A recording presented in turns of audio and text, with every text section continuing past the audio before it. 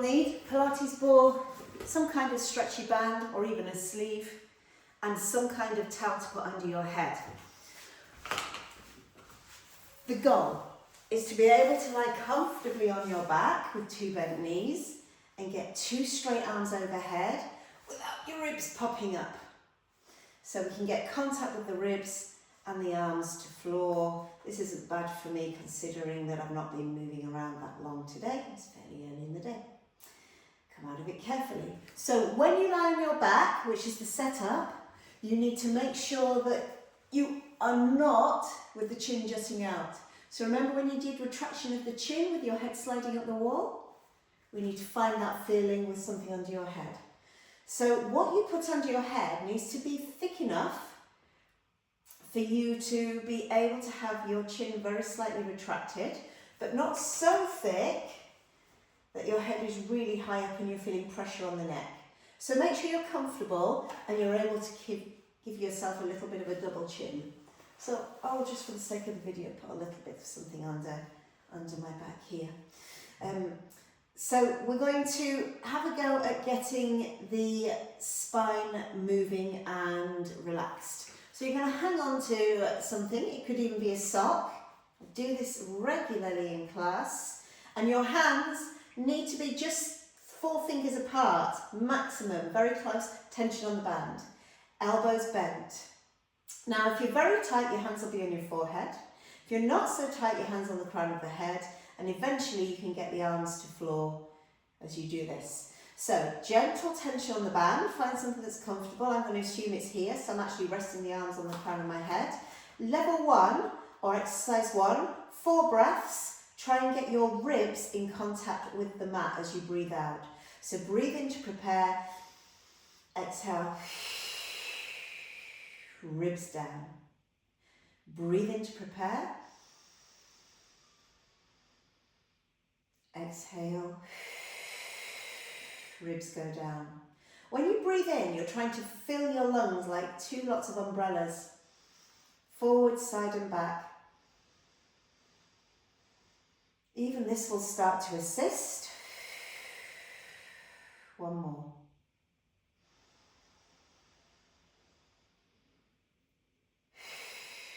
Then we take the arms overhead.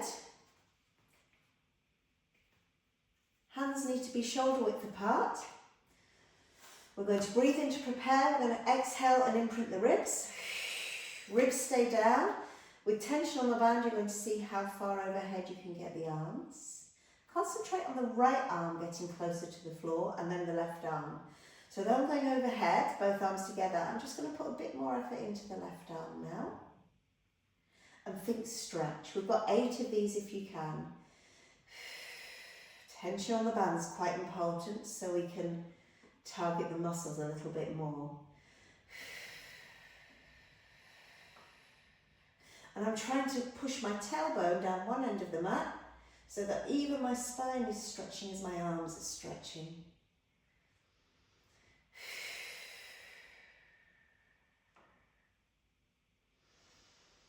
Two more.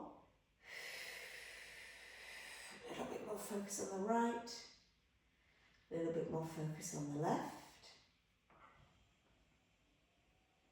We'll just get the back mobile. So this is horrendous. Not everybody gets on with this. This is intermediate level. So if your back doesn't like this, your neck doesn't like this, then don't do it yet. Pause the video, skip this bit. This goes just below the shoulder blades. So you should be in a comfortable position to start with. If it's too high up the spine, you'll be straining your neck to keep your head upright. So if you had a cup of tea in your head and your head was upright, this would be really uncomfortable. So we've got to get the ball fairly central in the back and we support the head. Can you get a gentle stretch in the back of the neck? So I'm actually going to feel like I'm trying to pull the back of the neck upwards, but the main thing is your elbows are close together. You're going to breathe in to prepare, and as you exhale, push your elbows as far away from your knees as you can. And I'm not letting my head go backwards. I'm keeping the chin fairly close to my throat. And then we come back up. Now if it's incredibly strong, 2 or 3 is enough. Let's see if you can complete the video going for 8. If you're in pain, this is not one of those exercises where you work through the pain. This is where we listen and honour the body. Range of movement is up to you. Now I have quite a few clients that do this, and they also play around with the ball position. So you've got 4 more to go. As you get a bit more advanced, you might move this towards the head just by an inch, not too much. I'm still not got overstress on the neck in this set position. And then I'm just having to bend my back a little more to be able to get upside down.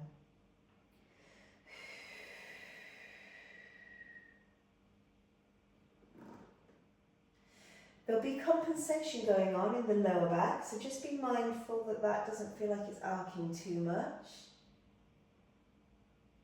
That's a wonderful stretch. I feel incredible for the rest of the day when I just do these 3 stretches. But now we've mobilised. We're as stretched as we can be. And if the worst comes to worst, you can just lie on the floor with your arms as high overhead as you can on the floor. So if you can't get your arms on the floor here, you would take your arms out and just lie at the end of the day and let gravity reset you for a couple of minutes or longer. I'll do this half an hour if we've got something that catches my attention on TV. Anyway, too much information. Get on with the workout, Sarah. So we've done the mobility. Next thing is we need to then go on to the strength. So we've trained your back to be able to move a bit more. So strength move number 1, fingers point forward if you possibly can. If you must, you can point the fingers sideways, and knuckles is absolutely fine. But ideally where the watch, the back of the hand, is in this direction, not this way. Okay, you're going to try and bend your back in the shape of the ball. Breathe in to prepare, and as you exhale, lift the chest up high and push the shoulders towards each other. If you want to drill to know how it feels, remember when you're standing up and I said swivel this in the socket, and you can feel the shoulder blade moving across towards the spine. That's how it should feel. So you might do a couple of these on each side if you're comfortable sitting. And you can feel those muscles tightening towards the spine. And now we use those same muscles. We're trying to roll the arm in the socket and lift the chest up high. I'm not looking backwards. I've still got my cup of tea on my head. Well, we all know that it's a glass of wine with me. Squeeze the shoulder blades. Let's do our full 8 together if you can bear it. Leg position doesn't need to be like this, by the way.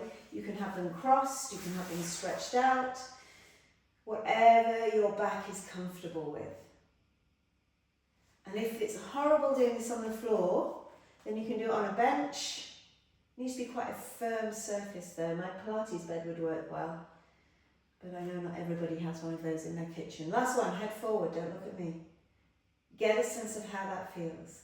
If your back feels a bit worked, feel free to drape forward. Sometimes the lower back joins in, or flip over to child's pose.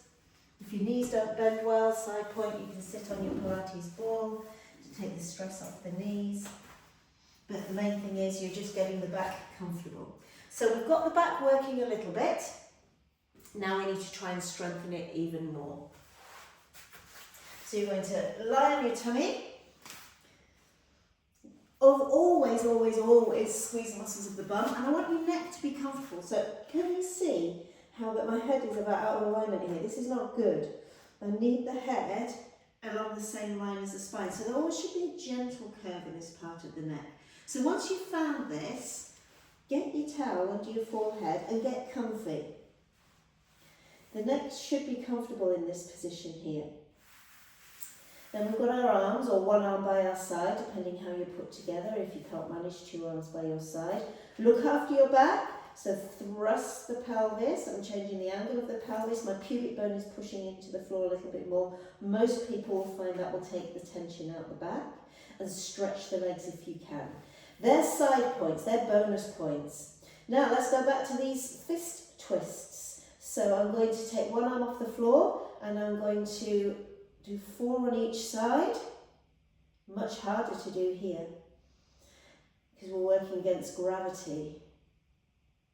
If you're really struggling, take the arm a bit further out from the body. If there's load in the lower back, you need to scoop the tummy and squeeze the bum. That's my 4. I'm struggling to find the same muscles. It's a small move, it's much stronger than it is standing up. Much better movement in this side for me.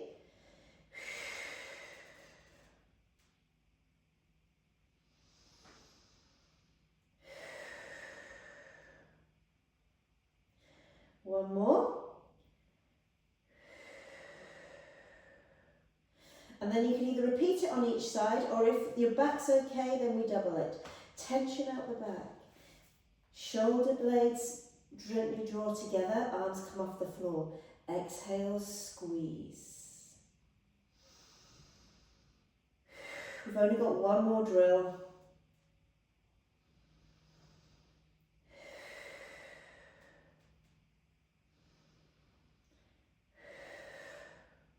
Once again, if the back carries the load, because not everybody's comfortable lying on tummy, then you'll need to release the back, and then the setup also can be different. I'll go over that at the end of the video.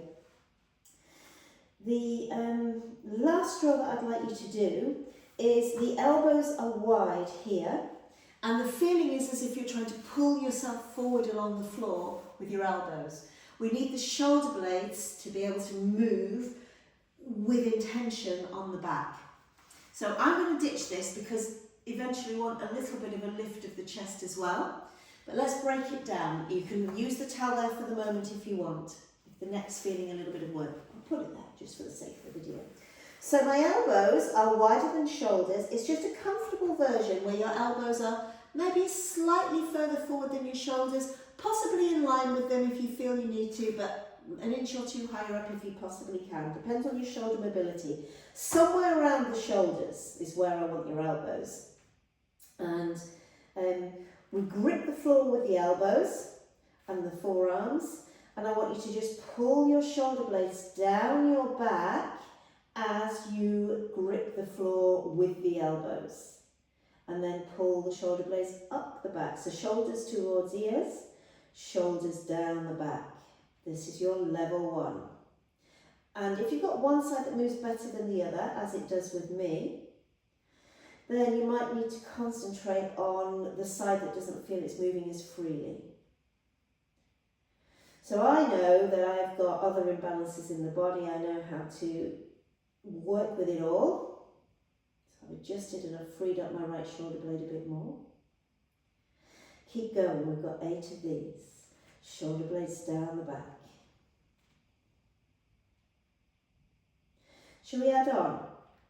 Shoulder blades go down the back, and then I want you to try and slide your chest forward along the mat. There's not a lot happening, and see if you can lift the chest up until the bottom rib is still on the mat. No higher than that, otherwise your lower back's going to hurt. And then lower back down. So what will first happen is if you look at my back, is you'll come on up and you'll still be quite rounded in the shoulders. But I'm trying to get you to, if you watch my back again, learn to bend the spine, the upper spine in this direction. But we need to, I don't know what's going on your back. I don't know if you've got osteopenia or osteoporosis. So we don't want the spine to fuse and stay still because we're trying to protect the crumbling of the spine. We want the muscles around the spine to be strong and long. Let's go for 2 more, let's take it to 10. So you're imagining trying to get a gap between each vertebrae. So I'm pushing my collarbones forward and wide, gripping the floor, stretching, and trying to get a gap between each vertebrae. My shoulder blades are going down, my back a little bit more. And then you're relaxing. Whatever you need to do to release your back, but those moves are a great place to start, and then we can start strengthening more and more with other moves. What I wanted to just say is if this video doesn't suit you, then you can repeat those moves that we've just done on the floor. If your back's unhappy, we can do it on hands and knees. In fact, this probably moves a little easier on hands and knees than it does lying on tummy. Doing both, you're going to have to be very body aware. And the last drill that we did lying on the floor and gripping the floor, you would do a yoga cow. And I'm pulling the mat towards my knees with my hands and then getting a release. This is quite a nice alternative. Pull the mat towards your knees with your hands. But we don't have the floor as reference.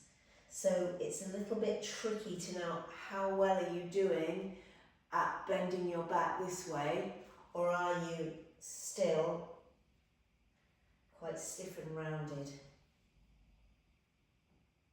But there always are alternatives. So let me know how you get on with these.